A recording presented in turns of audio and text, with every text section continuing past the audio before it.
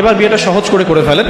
করার পর স্বামী স্ত্রী তাদের মধ্যে যে সম্পর্কটা, এই সম্পর্কটা শুরু হবে 2 রাকাত সালাত থেকে। প্রথম রাতে 2 রাকাত সালাত পড়ে নেবেন ওযু অবস্থায়, সালাত পড়ে ডিসকাস করবেন জীবনের উদ্দেশ্যগুলো সম্পর্কে। ফ্যান্টাসির কারণে এমন কিছু করে যায় না প্রথমে, যাতে করে সে আবার আতঙ্কিত হয়ে পড়ে।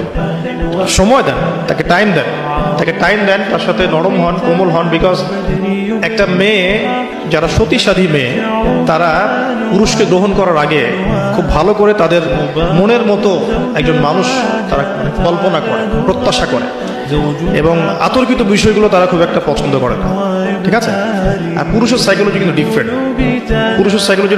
পুরুষ কিন্তু ওভার এগ্রেসিভ হয়ে যায় অনেক সময়।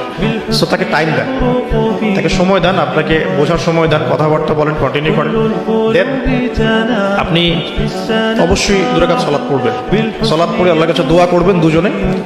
দোয়া করার পর আল্লাহুম্মা ইন্না জান্নিবনা শাইতান ওয়া জান্নিবাশ শাইতান মা রাযাকতানা, এই দোয়াটা পড়তে ভুলবেন না। এই দোয়া পড়ার পরে আপনি আপনার ভালোবাসার ইজহার করেন।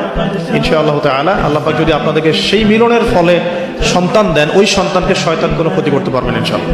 আমি বোঝাতে চাচ্ছি প্যারেন্টিংসের সাথে প্রত্যেকটা বিষয় লিঙ্কড আপ আছে।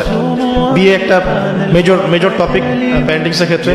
আপনার এনভায়রনমেন্ট, আপনার স্বামী স্ত্রী আন্ডারস্ট্যান্ডিং, এই যে মিলনের সময় দোয়া পড়া, এবং এরপর দেখা গেল যে এক সময় আপনার স্ত্রী কনসেপ্ট করলো বা সে গর্ভবতী হয়েছে। এখন আপনার রেসপন্সিবিলিটি বেড়েছে।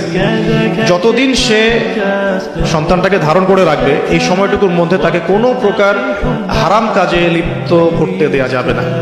আমাদের সমাজে দেখা যায় সন্তান যারা জন্ম দিচ্ছেন, মায়েরা, এই 9 মাস তারা হিন্দি মুভিজ দেখেন, সিরিয়াল দেখেন, তারপরে অহেতুক গীবত করেন, গল্পগুজব করেন, অহেতুক সময় নষ্ট করেন। এখন তো স্মার্টফোনের যুগ, সারাদিন ফেসবুক, ইউটিউব, টিকটক, ইনস্টাগ্রাম নিয়ে পড়ে থাকেন। এই প্রতিটা কাজ গর্ভের সন্তানের উপর প্রভাব ফেলে। প্রত্যেকটা কাজ গর্ভের সন্তানের উপর প্রভাব ফেলে। ইভেন মায়ের যদি মন খারাপ থাকে, বাচ্চা ভিতরে কষ্ট পায়।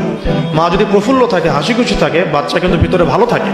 মেডিকেল সায়েন্স পড়েন, আমরা প্যারেন্টিংস নামে একটা বই সাজেস্ট করছি, ওই বইটা পড়ে দেখেন, ডিটেলস সব লেখা আছে। তো মায়ের এখানে সময় কাটানোটা খুব ইম্পর্টেন্ট। কিভাবে আমরা সময় কাটাচ্ছি? গর্ভবতী অবস্থায় এই 9 মাস মায়েদের উচিত বেশি বেশি কোরআন তেলাওয়াত করা, আল্লাহর জিকির আজগার করা, নামাজ না ছাড়া, হ্যাঁ, ভালো কিছু দেখা, ভালো কিছু শোনা, যত রকম হারাম এবং কবিরা গুনাহ আছে এগুলো থেকে দূরে থাকার চেষ্টা করা।